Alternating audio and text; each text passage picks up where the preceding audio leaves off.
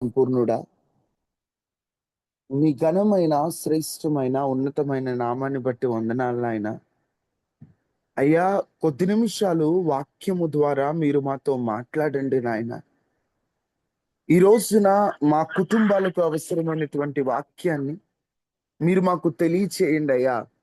నీ దాసుడు మాట్లాడబోచుండగా తన జ్ఞానం కాదు, తన వాక్చాతుర్యం కాదు, తన తెలివితేటలు కాదు, గాని పరిశుద్ధాత్ముడా, నీవే నీ దాసుని మరుగుపరిచి నీవు మాట్లాడాలనుకున్నది నీ దాసుని నోట నుండి మా అందరితో మాట్లాడమని, మా ప్రాణములకు ధైర్యము, ఆదరణ, హెచ్చరిక ఉండునట్లుగా, నీ మాటకు విధేయులుగా, ఆత్మ చెప్పుచున్న సంగతులు చెవిగలవారమై వినున్నట్లుగా మా మనోనేత్రములు తెరవమని యేసు శక్తి కలిగిన నామములో అడిగి వేడుకొని ఉన్నాము తండ్రి. ఆమేన్. ఆమేన్. దేవునికి స్తోత్రాలు. ఈ ఉదయకాల ఆరాధనలో పాల్గొన్న మీ అందరికీ కూడా ప్రభువైన యేసుక్రీస్తు నామములో నా హృదయపూర్వకమైన వందనాలు. దేవుని వాక్యముల నుండి యెషయా గ్రంథము 8వ అధ్యాయము 18వ వచనాన్ని ఒకసారి చదువుకుందాం. యెషయా గ్రంథము 8వ అధ్యాయము 18వ వచనం. ఇదిగో ఇదిగో నేనును యెహోవా నాకు ఇచ్చిన పిల్లలను సియోను ఇదిగో కొండ మీద నేనును యెహోవా నాకిచ్చిన పిల్లలను సియోను కొండ మీద నివసించే సైన్యములకు అధిపతి యెహోవానని సూచనలుగాను మహత్కార్యములుగాను కొండ మీద నివసించు సైన్యములకు అధిపతియగు యెహోవా వలని సూచనలుగాను మహత్కార్యములుగాను ఇశ్రాయేలు మధ్య ఉన్నాము. కార్యములుగాను ఇశ్రాయేలు మధ్య ఉన్నాము. ఇశ్రాయేలీయుల మధ్య ఉన్నాము. ఇక్కడ యెషయా ప్రవక్త మాట్లాడుతున్నటువంటి మాట ఏమంటున్నారయ్యా ప్రవక్త గారు? నేను దేవుడు నాకిచ్చిన పిల్లలు. బా, ఈ రోజున చాలా మంది తల్లిదండ్రులు పిల్లలు ఏదో భారంగా కఠినంగా భావించే వారు ఉన్నారు. కానీ భక్తుడు ఎంత చక్కగా నేనును యెహోవా నాకిచ్చిన పిల్లలు, ఆయన ఇస్తేనే. యెహోవా నాకిచ్చిన పిల్లలను సియోను కొండ మీద నివసించు, పరిశుద్ధ పర్వతమైన సియోను కొండ మీద సింహాసనాసీనుడైన సైన్యములకు అధిపతియగు యెహోవా వలని సూచనలుగాను మహత్కార్యములుగాను ఇశ్రాయేలీయుల మధ్య మేమున్నాము. నేనొక్కడనే కాదు, నేను నా కుటుంబం దేవునికి సూచనలుగా ఉన్నాము అని యెషయా ప్రవక్త మాట్లాడుతున్నాడు. ఈ రోజున ఈ వాక్యాన్ని ఆలకిస్తున్నటువంటి మీరు, మీ కుటుంబ సభ్యులు, మనమందరం కూడా మన కుటుంబ సభ్యులతో సహా దేవుని వలన సూచనలుగా మహత్కార్యములుగా ఉందుముగాక. సూచనలుగా ఉండడం అంటే ఏంటి? కుటుంబంలో సూచనలుగా ఉండడం వెనుకున్నటువంటి కారణం ఏమిటి? కొన్ని విషయాలు దేవుని వాక్యం నుండి మనం గమనిస్తే, యెషయా కాలములో యూదా రాజ్యం అంతా కూడా పతనం అయిపోయింది. రాజైన ఆహాబు దేవుణ్ణి నమ్మట్ల, విగ్రహారాధన పెరిగిపోయింది. ప్రజలు దేవుని కంటే జ్యోతిష్యులను, మంత్రగాళ్లను ఎక్కువగా నమ్ముతున్న కాలం. వాక్యాన్ని పక్కన పెట్టేశారు. శత్రు భయం పెరిగిపోయింది. చీకటి కాలం అది. కర్ణ పిశాచి గలవారి యొద్దకు, మంత్రగాళ్ళ యొద్దకు విచారించడానికి అందరూ వారి బాట వారు చూసుకుంటున్నటువంటి కాలం. వాస్తవంగా చెప్పాలంటే యెషయా గ్రంథం 7వ అధ్యాయము 9వ అధ్యాయంలో రక్షకుడైన యేసుక్రీస్తు జననమునకు సంబంధించిన ప్రవచనాలు ఉంటాయి. 8లో ఈయన మాట్లాడుతూ ఆ ప్రవచన మాటలు మాట్లాడే ముందుగా ఈయన అంటున్న మాట, అందరూ ఏ దారి వాళ్ళు చూసుకున్నారు. విగ్రహారాధన వైపు వెళ్ళిపోయారు, జ్యోతిష్యుల వైపు వెళ్ళిపోయారు, అవిశ్వాసం వైపు వెళ్ళిపోయారు. ఎవరు ఎట్లు బ్రతికినా ఆ చీకటి కాలంలో ఈయన అంటాడు, ఈ ప్రజలు ఎలా జీవించాలో చూడాలంటే, అసలు ఈ ప్రజలకు మాదిరిగా ఉండాలంటే నేను నా పిల్లలు దేవుని వలని సూచనలుగా ఉన్నాం. ఎలా బ్రతకాలో, ఎలా జీవించాలో మేము ఒక సూచనగా కనిపిస్తున్నాం. సూచన అనేటువంటి హిబ్రూ పదానికి ఓత్ అనేటువంటి మాట వాడారట. ఓత్. ఓత్ అనేటువంటి మాటకు అర్థం గుర్తు, సాక్ష్యం లేదా ప్రవచనానికి నిదర్శనం. ఇంకా చెప్పాలంటే దేవుని ఉనికిని చూపించే చిహ్నం. అంటే దేవుడు ఇలా ఉంటాడు, దేవుని కార్యాలు అలా ఉంటాయి, దేవుని ఉనికిని చూపించే ఒక చిహ్నం యెషయా కుటుంబం. అంటే వాళ్ళను చూస్తుంటే ప్రజలకు అర్థమవుతుంది దేవుని కార్యములు ఎలా ఉంటాయో. వారిని చూస్తుంటే ప్రజలు, ఆహా, దేవుడు ఇంత గొప్పవాడా, దేవుడు ఇంత ఆశ్చర్యకరుడా, దేవుడు మార్గంలోకి ఇలా వెళ్ళాలా అని ఓ సూచనగా ఆయన ఉండడమే కాదు, ఆయన పిల్లలు కూడా ఉన్నారట. ఈ రోజున మన కుటుంబాలు పాపము పెరిగిపోతున్న రోజులలో, శాపము విజృంభిస్తున్న రోజులలో, అన్యాయము అక్రమాలు పెరిగిపోతున్న రోజులలో నీవు నీ కుటుంబం దేవుని వలని సూచనలుగా, దేవుడు నిలబెట్టినటువంటి బలమైన సాధనాలుగా ఉందురుగాక. ఉండాలి, ఉండాలి. ఏంటయ్యా, యెషయా కుటుంబం సూచనలుగా ఉన్నారని ఎలా చెప్పగలం? యెషయాకి పిల్లలు పుట్టినప్పుడు ఆ పిల్లలకి పేర్లు పెట్టారు. ఆ పిల్లల పేర్లు ఏంటంటే, ఒక బాబు పేరు షయర్ యాషూబ్. షయర్ యాషూబ్ అంటే శేషము తిరిగి వస్తుంది, దేవుడు తీర్పునిస్తాడు కానీ నాశనం చెయ్యడు అని ఆ కుమారునికి, ఆ పెద్ద కుమారునికి పేరు పెట్టి ఆ పెద్ద కుమారుణ్ణి చూపిస్తూ ఓ సూచన ఏంటంటే వాళ్ళకు ఒక పాఠం నేర్పిస్తున్నాడు. మీకు ఇంకా అర్థమయ్యేటట్లు చెప్పాలంటే, ప్రవక్త అయిన హోషియా దేవుని ప్రేమను అర్థం చేసుకోవడానికి వేశ్య అయినటువంటి గొమేరాను పెండ్లి చేసుకోమని చెప్పి గొమేరా పద్ధతిని చూపిస్తూ ఇజ్రాయేలీలు ఎలా దారి తప్పారో, దేవుడు వారిని ఎట్లు ప్రేమిస్తున్నాడో హోషేయ భార్య ద్వారా, ఆ బంధము ద్వారా దేవుడు చూపించినట్లు మనకు తెలుసు. ఇక్కడ యెషయా పిల్లల ద్వారా దేవుడు ఇశ్రాయేలీయులకి ఒక పాఠాన్ని చూపిస్తున్నాడు. షయర్ యాషూబ్ ఇతన్ని చూసిన వెంటనే దేవుడు తీర్పు ఇస్తాడు. తప్పు చేసినప్పుడు దేవుడు కొంచెం కోప్పడినట్లు ఉన్నా ఆయన కోపము నాశనము చేయడానికి కాదు, నిన్ను బాగు చేయడానికి అనే ఒక పాఠం ఇజ్రాయేలు ప్రజలకి చూపించాలని ఆయన అలా చూపిస్తున్నాడు. ఈ రోజున నీ కుటుంబంలో కూడా నువ్వేం చూపిస్తున్నావు లోకానికి? తన బిడ్డల ద్వారా ఒక మాటలో చెప్పాలంటే దేవుడు తీర్పిస్తాడట, పూర్తిగా నాశనం చేయడట. అక్కడ ఏం కనిపిస్తుందంటే దేవుని మనస్సుని.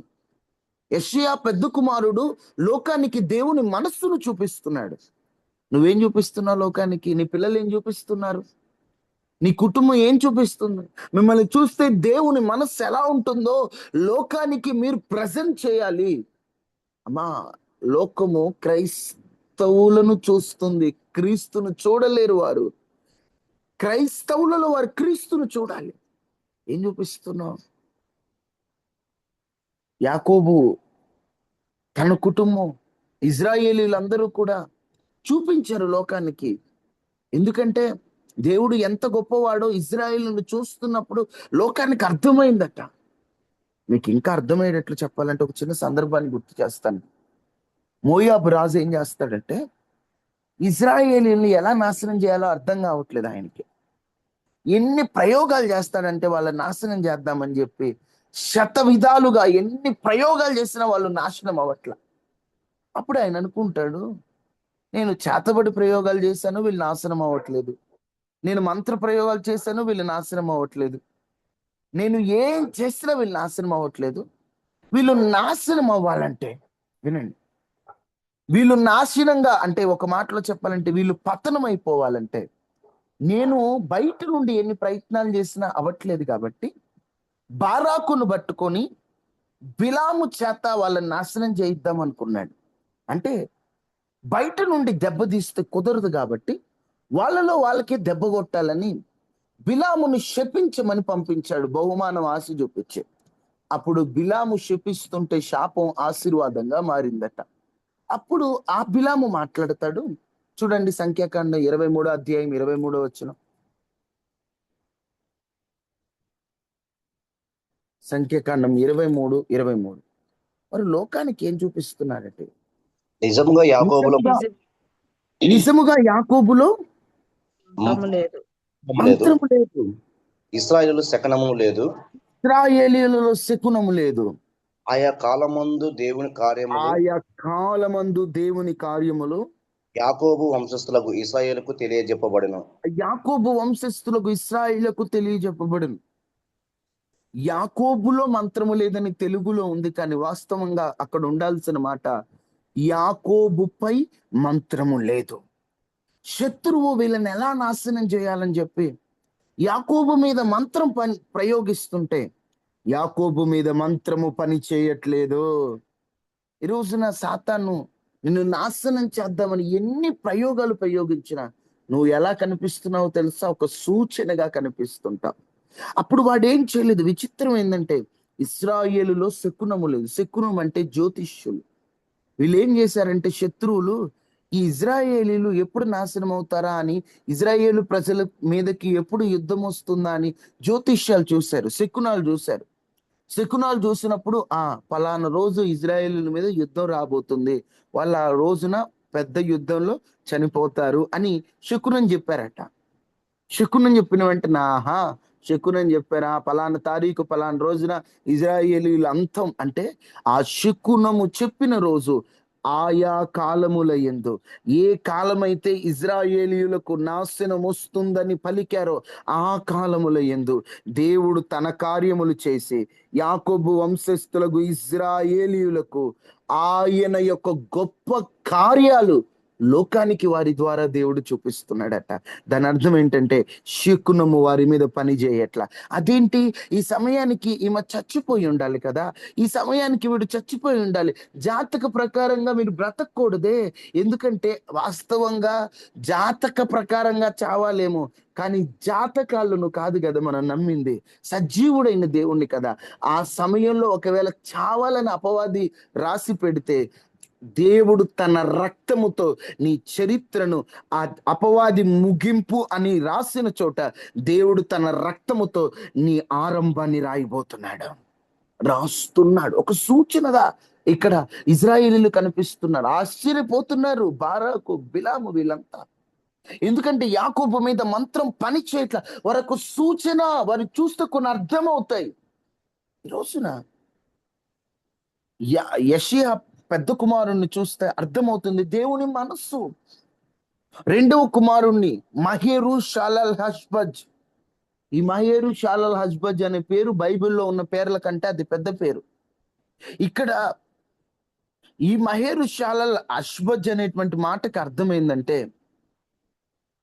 మీరు ఇలానే బ్రతికితే త్వరలో ఇంకా పెద్ద దోపిడీ రాబోతుంది, ఇక త్వరలో ఇంకా పెద్ద నష్టం రాబోతుంది. అంటే ఈయన ఇద్దరు కుమారుల ద్వారా, ఒక కుమారుడు ద్వారా ఏమో దేవుని మనస్సును తెలియచేస్తున్నాడు షయర్ యాషూబ్ ద్వారా, రెండవ కుమారుడు మహేర్ ష్వాలల్ హష్బజ్ ద్వారా ఇంకా దోపిడీ రాబోతుంది, ఇలానే బ్రతికితే ఇంకా ఉగ్రత రాబోతుంది, దేవుని తీర్పు వస్తుంది, మారండి అని తెలియచేస్తున్నాడండి. ఆ కుటుంబం ఒక సూచనగా, ఒక మాదిరిగా, యెషయా పిల్లలు ఒక, నిజం చెప్పాలంటే దేవుని మహిమను ప్రచురించే వారిగా, ప్రకాశించే జ్యోతులుగా వారి కుటుంబంలో వారు నిలబడ్డారు. రోజు మీ కుటుంబంలో మీరు ఎలా ఉన్నారమ్మా? కుటుంబ వ్యవస్థ అనేది దేవుడు ప్రారంభించినటువంటి ఒక ఆశీర్వాదం. దేవుడు కుటుంబాన్ని ఒక ఆశీర్వాదంగా ఇచ్చాడండి. ఈ రోజున క్రైస్తవ కుటుంబాలలో దేవునికి సూచనగా మారాలంటే ఆ కుటుంబాలు ఎలా ఉండాలో ఒక 2-3 మాటలు మీతో త్వరగా చెప్పి ముగించాలని ఆశపడుతున్నాను. అర్థమవుతుందమ్మా? యెషయా కుటుంబం ఒక సూచనగా ఉంది. అంటే దేవుని మనస్సుని బయట పెట్టేటువంటి ఒక కుటుంబంగా, దేవుడు రాబోయే కాలంలో ఏం చేస్తాడో తెలియజేసే కుటుంబంగా, ఓ సూచనగా ఇక్కడ యెషయా కుటుంబం కనిపిస్తుంది. ఆయన డైరెక్ట్ గా చెప్తున్నారు, దేవుని ఉనికిని చూపించే చిహ్నమే మా కుటుంబం. ఈ రోజున మన కుటుంబాలు కూడా ఆశీర్వదించబడాలంటే అమ్మా, వ్యక్తులు కాదు, కుటుంబాలు దీవించబడాలి. కుటుంబాల్లో సంతోషం ఉండాలి. ఎందుకంటే కుటుంబ వ్యవస్థను దేవుడు ఒక ఆశీర్వాదకరంగా దేవుడు ప్రారంభించాడు. రక్త సంబంధికుల కొరకు పెనుగులాడాల్సిన బాధ్యత కూడా ఉంది. పౌలు గారు ఎన్నో సందర్భాల్లో ఉంటాడు, నా రక్త సంబంధికుల కోసం నేను ఎంతో పోరాడుతున్నాను. ఎందుకంటే మనం ఆత్మీయ బంధాన్ని చూసుకోవాలి, కుటుంబాన్ని కూడా పట్టించుకోవాలి. కుటుంబంలో కూడా దేవుని కార్యములు జరుగునట్లుగా మనం సిద్ధపడాలి. మన కుటుంబములో దేవునికి సూచనగా మన కుటుంబస్తులు బ్రతకాలంటే మనం ఏం చేయాలో త్వరగా కొన్ని మాటలు చూద్దాం. 2 సమూయేలు గ్రంథం 6వ అధ్యాయం 11వ వచనాన్ని మనం చదువుకుందాం. 2 సమూయేలు గ్రంథం 6వ అధ్యాయం 11వ వచనం. యెహోవా మందస్సము మూడు నెలలు ఓబేదేదోము ఇంటిలో ఉండగా యెహోవా ఓబేదెదోమును అతని ఇంటి వారందరినీ ఆశీర్వదించును. యెహోవా ఓబేదేదోమును అతని ఇంటి వారిని ఆశీర్వదించెను. మందసము ప్రార్థన నిబంధనలో ఎంతో ప్రధానమైనది. ఎందుకంటే మందసం ఎక్కడ ఉంటే అక్కడ దేవుని సన్నిధి ఉన్నట్లు. మందస్సం ఉన్న చోట దేవుని సన్నిధి, దేవుని ప్రత్యక్షత ఆనాటి కాలంలో అనుభవించారు. శత్రువులు మందసాన్ని తీసుకెళ్ళిపోతా ఉన్న కాలం అది. అలాంటి కాలంలో మందసాన్ని తన ఇంట్లో పెట్టుకున్నాడండి ఓబేదేదోము అనే వ్యక్తి. ఓబేదేదోము ఇంటిలో మందస్సం ఉన్న నాళ్ళు ఆ ఇంటి వారందరూ ఆశీర్వదింపబడ్డారు. ఆ ఇంటి వారు ఒక సూచనగా కనిపిస్తున్నారు. ఈ రోజున మన ఇల్లు, మన కుటుంబ సభ్యులు ఓ సూచనగా, దేవుని మహిమను ప్రచురించే వ్యక్తులుగా, దేవుని నామాన్ని చూపించేటువంటి చిహ్నంగా మన కుటుంబ సభ్యులు ఉండాలంటే మందస్సము మన ఇంట్లో ఉండాలి. ఉందా మందస్సం ఇంట్లో? ఏమిటయ్యా మందస్సం అంటే? దేవుని సన్నిధి. దేవుని సన్నిధి ఎక్కడ కుమ్మరింపబడుతుంది? ప్రార్థన ఉన్న చోట దేవుని సన్నిధి, దేవుడు దిగి వస్తాడని ఉంది కదా. ఎక్కడైతే కుటుంబ ప్రార్థనలు, ఎక్కడైతే బలమైన ప్రార్థనలు, వాక్య కొరకు తృష్ణ, ఆరాధన ఎక్కడుంటే అక్కడ దేవుని సన్నిధి దిగి వస్తుంది కదా. ఈరోజు మీ కుటుంబ ప్రార్థనలు జరుగుతున్నాయా? అనుదినం కుటుంబ సభ్యులు కొంతసేపు ప్రార్థన చేస్తున్నారా? కొంతమంది అంటారు, మేము మా కుటుంబం సభ్యులుగా కుటుంబ ప్రార్థన ఎప్పటి నుండో చేస్తున్నామయ్యా అంటే, అయితే దేవుని మందస్సం మీ ఇంట్లో ఉంది. మీరు ఎప్పటికైనా ఆశీర్వదింపబడతారు, సూచనలుగా మారుతారు. ఎందుకంటే కుటుంబ ప్రార్థనలో ఆ శక్తి ఉంది. కుటుంబం అంతా కూర్చొని కలిసి ప్రార్థిస్తుంటే తరతరాలుగా సాతాను మన కుటుంబం కట్టినటువంటి సాతాను కట్లన్నీ తెగిపడి సాతాను బలిపీఠాలన్నీ కూలిపోతాయి. కుటుంబ ప్రార్థనలు కావాలి. ఒకప్పటి కాలంలో మన పితరులు కుటుంబాలతో కలిసి అపవాదికి లేదా కొన్ని నిబంధనలకి వాళ్ళు కొన్ని చేసేసారండి. అవన్నీ ఆ సాతాను బలిపీఠాలన్నీ కూడా విరగొట్టబడాలంటే కుటుంబ ప్రార్థన. ఒకరి ప్రార్థన సరిపోదు, భార్య ప్రార్థన సరిపోదు, భర్త ప్రార్థన కావాలి, తల్లిదండ్రుల ప్రార్థన సరిపోదు, పిల్లల ప్రార్థన అందరూ కలిసి ప్రార్థిస్తుంటే సాతాను బలిపీఠాలు, సాతాను వేర్లు, సాతాను సంబంధమైనవి అన్నీ కూడా కుటుంబాన్ని విడిచి వెళ్ళిపోనట్లుగా ఆ కుటుంబ ప్రార్థన ఉపయోగపడుతుంది. ఈరోజు దేవుని మందస్సం మీ ఇంట్లో, ఒకటి నీ సన్నిధి మా ఇంట్లో ఉండాలి. నీతిమంతుల గుడారంలో రక్షణ గుర్చిన ఉత్సాహ సునాదం వినబడుతుంది. మన ఇంట్లో ఏమి వినిపిస్తున్నాయమ్మా? సినిమా పాటలు వినిపిస్తున్నాయా? వ్యర్థమైన మాటలు, గొడవలు, కలహాలు వినిపిస్తున్నాయా? కలహము ఉన్న వారితో ఉండుట కంటే మిద్దె మీద ఒక మూల నుండుట మేలని వాక్యం చెబుతుంది కదా. ఏం వినిపిస్తుంది మీ కుటుంబంలో? దేవుని సన్నిధి ఉన్న కుటుంబమా మీది? నిజం చెబుతున్నామండి, కొన్ని ఇంట్లకు వెళ్ళినప్పుడు ఇల్లు సైజు కాదు, ఇంట్లో ఉన్న వస్తువులు కాదు, కానీ ఆ ఇంట్లోకి వెళ్ళినప్పుడు మనశ్శాంతి ఉంటుంది. ఇల్లు చిన్నదే కానీ ఒక తెలియని ప్రశాంతత. కొంతమంది అంటారు, అబ్బా ఇక్కడికి వస్తే కొంతసేపు కూర్చోవాలనిపిస్తుంది, కొంతసేపు ఉండాలనిపిస్తుంది, ప్రశాంతంగా ఉంది ఇక్కడ. ఎందుకు అలా? ఆ ప్రశాంతత ఎక్కడ దొరుకుతుంది? సమాధానం ఎక్కడ ఏలబడుతుందంటే దేవుని సన్నిధి ఉన్న చోట. రోజు నీ కుటుంబం ఒక సూచనగా ఉండాలంటే నీ కుటుంబ ప్రార్థన, ఎక్కడైతే కుటుంబాల్లో దేవుని సన్నిధి ఉంటుందో అక్కడ సమాధానం, అక్కడ ప్రశాంతత, అక్కడ దేవుని ప్రత్యక్షత ఉంటది. ఈరోజు దేవుని సన్నిధి నీ ఇంట్లో ఉందా? నీ ఇంట్లో వాళ్ళే అమ్మో ఇంట్లో ఉండటం కంటే బయటికి వెళ్ళడం ఏమంటున్నారా? దేవుని సన్నిధి ఎప్పుడైనా ఆలోచించావు? నా ఇంట్లో నీ సన్నిధి ఉంది. కొంతమంది కుటుంబాల్లో కుటుంబ ప్రార్థనలు వినిపిస్తుంటే సినిమా పాటలు వినిపిస్తాయి, బూతు మాటలు వినిపిస్తుంటే ప్రార్థనలు దయచేసి అలా ఉండదు. కుటుంబ ప్రార్థన చేసుకునే కొంచెం టైం సాతాను కొంచెం బయటికి వెళ్ళవా, మేము ప్రేయర్ చేసుకుంటాం, ప్రేయర్ అవ్వగానే మళ్ళీ వచ్చేద్దు. కానీ సాతాను ప్లాన్ ఎప్పుడంటే వాడు ఏంటంటే పూర్తిగా ప్రార్థనకు వద్దని చెప్పడు. నువ్వు నన్ను పంపికునుండు చాలు, నువ్వు ప్రార్థన చేసుకుని నువ్వు ఏదైనా చేసుకుని నన్ను ఉంచుకో చాలు అంటాడు. అదే ఫరో ఏం చెప్తాడంటే ఇజ్రాయేలులతో, మీరు వెళ్ళి మీ దేవుళ్ళకు బలులు ఇచ్చి మీరు మళ్ళీ వచ్చేయండి, మీరు పూర్తిగా నన్ను విడిచిపెట్టొద్దు, మీరు మళ్ళీ రండి. సాతాను కూడా అదే చెప్తాడు. మేము కుటుంబ ప్రార్థన చేసుకోవాలంటే నువ్వు బలమైన ప్రార్థన చేసుకోకుండా ఆచారంగా చేసుకున్నావు అనుకో సాతాను బయటికి. అలా కాదు, సాతాను ప్రాకారాలన్నీ కూలినట్లుగా, సాతాను యొక్క పన్నాగాలన్నీ కూడా సాతానికే మన వ్యతిరేకంగా దెబ్బతీయనట్లుగా, బలమైన దేవుని సన్నిధి కుమ్మరించబడినట్లుగా ప్రతి ఇంట్లో కుటుంబ ప్రార్థన జరిగితే ఆ ఇల్లు, ఆ కుటుంబ సభ్యులు ఓ సూచనగా దేవుని మహిమను లోకానికి చూపించబోతున్నారు. ఒకటి. రెండు, ఇక్కడ మొదటి మాటలోనే ఒక మాట గుర్తొచ్చింది. ద్వితీయోపదేశ కాండంలో ఒక సందర్భంలో దేవుని మాటలు కుటుంబస్తులు ఎలా గుర్తు పెట్టుకోవాలో చెప్తూ ఉంటారండి. ఒకసారి 6వ అధ్యాయం 6వ వచనం చూడండి. కుటుంబంలో వాక్యము, ప్రార్థన, దేవుని సన్నిధి ఉండాలంటే దేవుని మాటలు పిల్లలకి ఎట్లా నేర్పించాలో అక్కడ చెప్తాడు దేవుడు. నేడు నేను నీకు ఆజ్ఞాపించిన ఈ మాటలు నీ హృదయంలో ఉండవలెను. నీకు ఆజ్ఞాపించిన మాటలు నీ హృదయంలో ఉండవలెను. నీ హృదయంలో ఉండవలెను. నీవు నీ కుమారులకు వాటిని అభ్యసింపజేసి నీవు నీ కుమారులకు వాటిని అభ్యసింపజేసి నీ ఇంట కూర్చున్నప్పుడును, నీ ఇంట కూర్చుండినప్పుడును, త్రోవను నడుచునప్పుడును, పడుకున్నప్పుడును, పండుకొన్నప్పుడును, నడుచున్నప్పుడును వాటిని గూర్చి మాట్లాడవలెను. వాటిని గూర్చి మాట్లాడవలన. అమ్మా, మీ కుటుంబ సభ్యులు మాట్లాడుకుంటారు కదా, ఏం మాట్లాడుకుంటారు? ఏ ఇంట్లో అయినా ఏం మాట, వాళ్ళు ఇట్లా వీళ్ళు ఇట్లా, వాళ్ళు అటు పోయారంట వీళ్ళు ఇంట్లో, ఈ వద్దు, తగ్గిచేద్దాం. ఏం మాట్లాడుకుందాం? నీ ఇంట కూర్చుండినప్పుడు, త్రోవను నడిచినప్పుడు, పండుకునేటప్పుడు, లేచినప్పుడు దేవుడు ఆజ్ఞాపించిన మాటలు గురించి మాట్లాడదాం. ఈరోజు మీ ఇంట్లో దేవుని సన్నిధి కుమ్మరింపబడాలంటే, దేవుని సన్నిధి మందసం ఉండాలంటే మీ మాటలు వ్యర్థమైన వద్దు. పిల్లలు కూర్చున్నారా, పిల్లలతో కూర్చొని పనికిరానివన్నీ చెప్పొద్దు. అరే మీ నాయనమ్మ నన్ను ఇట్లా కొట్టిందిరా, మీ అత్తోళ్ళు ఈ వద్దు. పిల్లలకి వాళ్ళ మైండ్లో నెగిటివ్ థాట్స్ చెప్పొద్దు. వారికి ఏం చెప్తారు? ఈరోజు ఇమానియల్ అన్న ఈ వాక్యం చెప్పాడురా, ఈరోజు పాస్టర్ గారు ఈ మాట చెప్పాడురా, భలే అనిపించింది.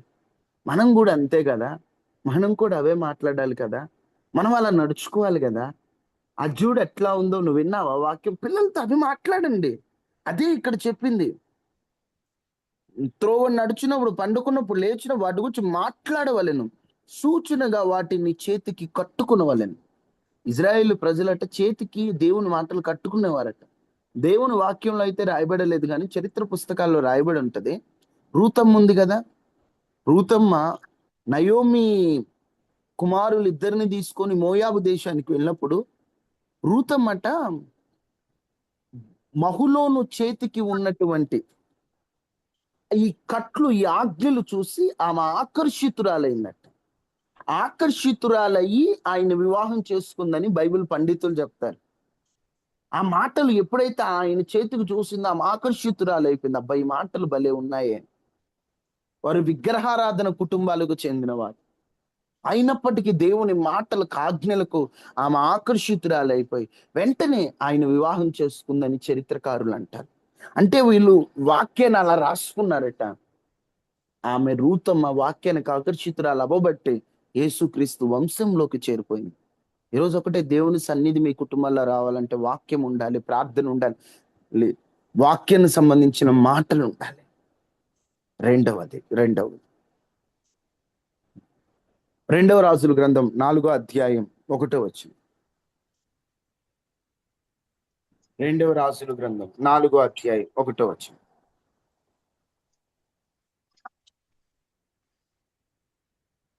రెండవ రాజుల గ్రంథం 4వ అధ్యాయం 1వ వచనం. అతడి ప్రవక్తల శిష్యులలో ఒకరి భార్య నీ దాసుడునైన నా పెనిమిటి చనిపోయెను, అంతటి యెహోవా యందు భక్తి గలవాడై ఉండెనని నీకు తెలిసే ఉన్నది. ఇప్పుడు అప్పుల వాళ్ళు నా 2 కుమారులు తనకు దాసులుగా ఉండుటకై వారిని పట్టుకొని పోవుటకు వచ్చి ఉన్నాడని ఎలీషాకు మొర్రపెట్టగా, ఎలీషా నా వల్ల నీకేమి కావలేను, ఇంటిలో ఏమి ఉన్నదో ఇంటిలో ఏమి అది ఉన్నదో నాకు తెలియజెప్పుమనెను. అది నాకు తెలియజెప్పమనెను. అందుకు ఆమె నీ దాసురాలైన నా ఇంటిలో నూనె కుండ ఒకటి ఉన్నది, అందుకు ఆమె తప్ప నీ మరి దాసురాలైన నా లేదని ఇంట్లో నేను నూనె కుండ ఒకటి ఉన్నది, అది తప్ప మరి ఏమీ లేదు. ఏముందమ్మా నీ ఇంట్లో? లేదని అయ్యా మా ఇంట్లో నూనె కుండ మాత్రం ఉందయ్యా, ఇక ఏమీ లేదు. నూనె కుండే, ఆ నూనె కుండ ఒక్కటి చాలన్నాడు ఆయన. ఆ నూనె కుండ ఒకటి ఉంటే సరిపోద్ది అన్నాడు. ఎందుకంటే నూనె ఉంటే అన్ని ఎట్లా సరిపోద్ది? ఆ నూనె ఇంక పెరుగుతూ పోయిందంట. ఒకటి చెప్తున్నానండి, దేవుడు మీ ఇంటిని ఆశీర్వదించాలంటే మీ ఇంటి సభ్యులందరూ కూడా పరిశుద్ధాత్మ అభిషేకముతో నింపబడిన వారై ఉండాలి. ఎప్పుడైతే పరిశుద్ధాత్మ అభిషేకంతో నింపబడిన వారై ఉంటారో, అభిషేకం ఒక్కటి ఉంటే చాలు, ఆ వ్యక్తి ఎక్కడికి వెళ్ళినా తప్పిపోడు. ఆ వ్యక్తి ఎక్కడికి వెళ్ళినా భయముతో బ్రతుకుతాడు. ఆ వ్యక్తి ఎక్కడికి వెళ్ళినా మనుషుల మీద ఆధారపడడు. ఎందుకంటే అభిషేకం అంటే పరిశుద్ధాత్మ దేవుడు మనకిచ్చే సామర్థ్యం. ఈరోజు అభిషేకింపబడిన వాడి మాట అందరి మాటలా ఉండదు. అభిషేకింపబడిన వాడి చూపు అందరి చూపులా ఉండదు. అభిషేకింపబడిన వాడి విధి విధానాలు అందరిలా ఉండవు. వాడి మాట స్టైల్ వేరు, వాడు మాట్లాడే విధానంలో మార్పు వేరు, వారు చేసే పనులు వేరు, అన్ని మార్పు ఉంటుంది. ఎందుకంటే వారు అభిషేకింపబడిన వారు. ఈరోజు నీ ఇంట్లో నీ పిల్లలు ఒకటే కోరిక, అయ్యా నా పిల్లలు మంచి స్థాయిలోకి రావాలని కోరుకోవడంలో తప్పులేదు, నేను మంచి స్థాయిలోకి రావాలని కోరుకోవడంలో తప్పులేదు. కానీ ఒకటి, నీ అభిషేకం పొందిన వారిగా లోకమునకై నిన్ను చూపించే వారిగా నేను నా కుటుంబ సభ్యులు సిద్ధపడాలయ్యా. మా ఇంట్లో నూనె కుండ ఉండాలయ్యా. నీ ఆత్మ లేనిదే, మా ఇంట్లో వాళ్ళకి నీ ఆత్మ లేనిదే మేము ఎటు వెళ్ళగలమయ్యా. దావీదు భక్తుడు తను తప్పు చేశాడని తెలిసి పశ్చాత్తాపడుతున్నప్పుడు తన ఒక్క మాట బతిమలాడుతాడు, నీ పరిశుద్ధాత్మ నా యొద్ద నుండి తీసేయొద్దు. ఎందుకంటే నీ ఆత్మ లేనిదే మేము ఎన్ని కలుగున్నా ఉపయోగం లేదు. నీ ఆత్మ కావాలి. ఈరోజు నువ్వు ఎప్పుడన్నా ప్రార్థన చేసావా, నా ఇంటి వారందరూ నీ ఆత్మ చేత నింపబడాలి, కుటుంబ సభ్యులందరూ కూడా నీ ఆత్మ చేత నడిపింపబడాలి, నీ ఆత్మ అనుభవాల్లోకి మేము రావాలి, నీ ఆత్మ అభిషేకం మేము మా కుటుంబస్తులు అనుభవించాలి. ప్రతి ఇంట్లో నూనె కుండ ఉండాలి. మొదట మన ఇంట్లో దేవుని సన్నిధి ఉండాలి. యేసయ్య మన ఇంట్లో ఉండాలి. యేసయ్య మన ఇంట్లో ఉంటే ఎంత బాగుంటుందండి, ఆయన సన్నిధి ఉంటే. 2, పరిశుద్ధాత్మ అభిషేకముతో మనం నింపబడిన వారై ఉండాలి. త్వరగా చెప్తాను. తరువాత నిర్గమకాండం 12వ అధ్యాయం ప్రకారం మన ఇంట్లో పస్కా గొర్రెపిల్ల రక్తం ఉండాలి. మన ఇంట్లో ఏముండాలి? పస్కా గొర్రెపిల్ల రక్తం ఉండాలి. పస్కా గొర్రెపిల్ల రక్తము అంటే రక్షణ వ్యక్తిగతమే కాదు, అది కుటుంబం అంతా పొందుకోవాలి. 1 కొరింథీ 5:7 ప్రకారం పస్కా గొర్రెపిల్ల యేసుక్రీస్తు ప్రభు అంటే దాని అర్థం మన కుటుంబం అంతా రక్షణ పొందిన వారమై ఉండాలి. ఈ రోజున కుటుంబంలో ఎవరికి రక్షణ లేకపోతే వారి విషయంలో ప్రార్థించండి. వాళ్ళు నిజంగా బాప్తీసు అనుభవాల్లోకి రావాలి, రక్షణలోకి రావాలి, ఇంకా రక్షణ అనుభవంలో వారు ఉండునట్లుగా దయచేసి ప్రార్థించండి. దయచేసి ప్రార్థనలో ఆ కుటుంబం కోసం జ్ఞాపకం చేసుకోండి. మా కుటుంబస్తులందరూ రక్షింపబడాలి. 3, కుటుంబాల్లో రక్షణ ఉండాలి. కుటుంబాల్లో రక్షణ ఉంటే అప్పుడు ఆ కుటుంబాలు లోకానికి ఒక సూచనగా కనిపిస్తాయి. ఇంక ఇలా చెప్పుకుంటూ పోతే చాలా విషయాలు ఉన్నాయండి. కుటుంబాల్లో సమాధానం ఉండాలి, కుటుంబంలో నెమ్మది ఉండాలి, కుటుంబంలో ఒకరినొకరు అర్థం చేసుకోవాలి. ఇవన్నీ కూడా మనం ప్రాముఖ్యంగా ఆలోచించేది ఏంటంటే, మా ఇంటి వారందరూ కూడా నిన్ను లోకానికి చూపించే వారిగా, సూచనలుగా మేము సిద్ధపడాలయ్యా. అదే ప్రార్థన మనం చేద్దాం. నా ఇంటి వారు సూచనగా, నేనును నా పిల్లలు, తల్లులారా అమ్మ, ఒకవేళ యవనస్తులు ఉంటే నాకు రాబోయే కాలం నేను, నా కుటుంబం, నా పిల్లలు నీకు సూచనలుగా మారాలయ్యా. ధైర్యంగా మేము చెప్పుకోవాలయ్యా. యెహోషువ అంటాడు, నేను నా ఇంటి వారు సేవించదమంటాడు. ఈయన ఇంకా ఒక స్టెప్ ఎదిగంటాడు, సూచనలుగా ఉన్నాం. సేవిస్తున్నామంటే జస్ట్ ఆయన ఆరాధిస్తున్నాం, కానీ సూచనలుగా ఉన్నామంటే ఆరాధించు దేవునిని లోకానికి చూపిస్తున్నావు. ఈరోజు నువ్వు అది చేయాలి ప్రార్థన. నేను నా ఇంటి వారు సూచనలుగా ఉండాలి, సూచనలుగా ఉండాలి. నా కుటుంబం అంతా కూడా నీ కోసం వాడబడాలి. నేనొక్కడనే వాడబడితే కాదు, నా ఇంటి వారందరూ కూడా వాడబడాలయ్యా. నా ఇంటి వారందరూ కూడా సూచనలుగా ఉండాలయ్యా. నా ఇంటి వారు కూడా అయ్యా నిన్ను లోకానికి చూపించే వారిగా ఉండాలయ్యా. అందరూ ప్రార్థించండి. ప్రతి ఒక్కరు వ్యక్తిగతంగా ప్రార్థించుకో.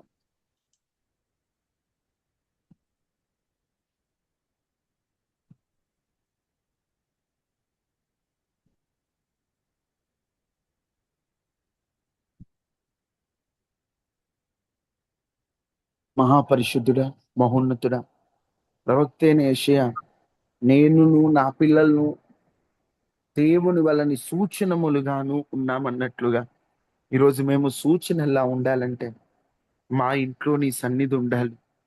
మా ఇళ్లలో అయ్యా నూనె అనే అభిషేకం ఉండాలి. మా ఇళ్లలో రక్షణ ఉండాలి. మా ఇళ్లలో సమాధానం ఉండాలి. మీరు మా ఇంట్లో ఉండాలి.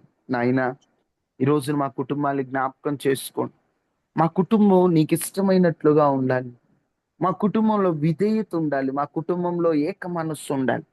మా కుటుంబాలు నిన్ను లోకానికి చూపించే వారిగా మేము ఉండాలి. ఆ విధంగా మమ్మల్ని సిద్ధపరచండి. సూచనలుగా మమ్మల్ని నిలబెట్టండి. సూచనలుగా మమ్మల్ని వాడుకోండి అయ్యా.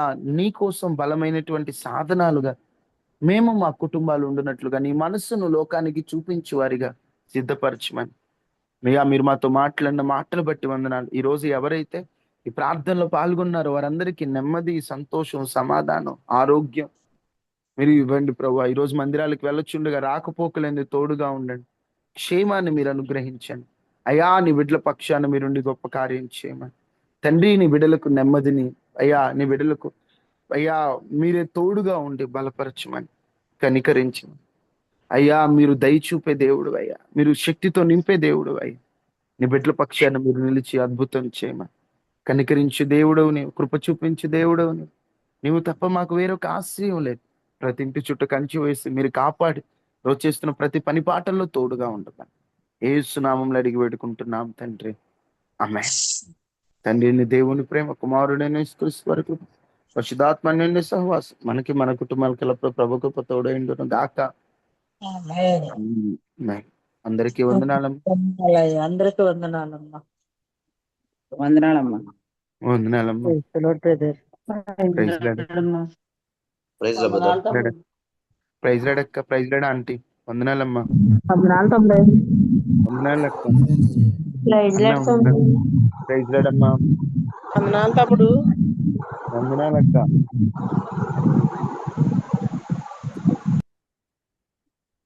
వందనాలు తమ్ముడు.